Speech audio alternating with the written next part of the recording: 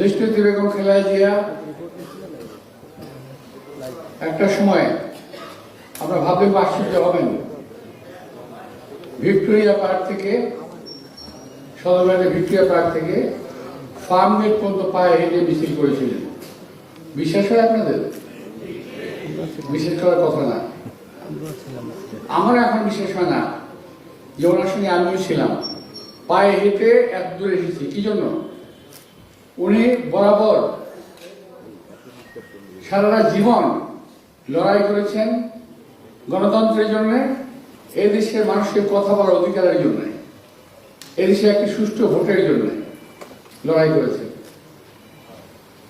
আমরা আমার বিএনপি নেত্রী হিসেবে ওনাকে আমরা জানতাম, কিন্তু উনি যে দেশের প্রতিটি মানুষের মনে কোথায় স্থান করে নিয়েছেন এটা আমরা জানতে অনেক দেরি করেছি, অনেক আমরা বুঝতে পারিনি, দেরি হয়েছে আমাদের। আমরা কেউ কি বলতে পারবেন যে ওনার জানাজা কোথায় শুরু হয়েছিল, কোথায় শেষ হয়েছিল?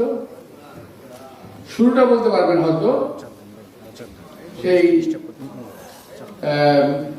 মানিকমিয়ার প্রথম প্রান্তে, এবং চারিদিকেই জানাজার মানুষ দাঁড়িয়ে গিয়েছিল। আমি এটাও দেখেছি আমার এই মসজিদ এলাকায় অনেকেই আনুষ্ঠানিকভাবে ছাদে দাঁড়িয়ে দোয়া করেছেন, জানাজায় শরীক হয়েছেন। তাহলে ওনার আর কোন সীমানা রইল না কোথায় ওনার জানাজা শেষ হয়েছে।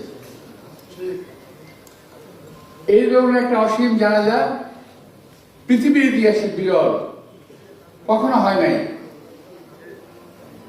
আর হবে বলে আমার মনেও হয় না। আল্লাহ জানে এটা, আমি জানি না তার ভাগে কি আছে। তো এই যে একটা প্রাপ্তি ওনার, আমি মাঝে মাঝে বলি শেখ হাসিনা দেশনেত্রী বেগম খালেদা কষ্ট দিয়েছেন, অনেক কষ্ট দিয়েছেন, অনেক। এটা আপনারা দেখেন নাই, আমরা দেখেছি।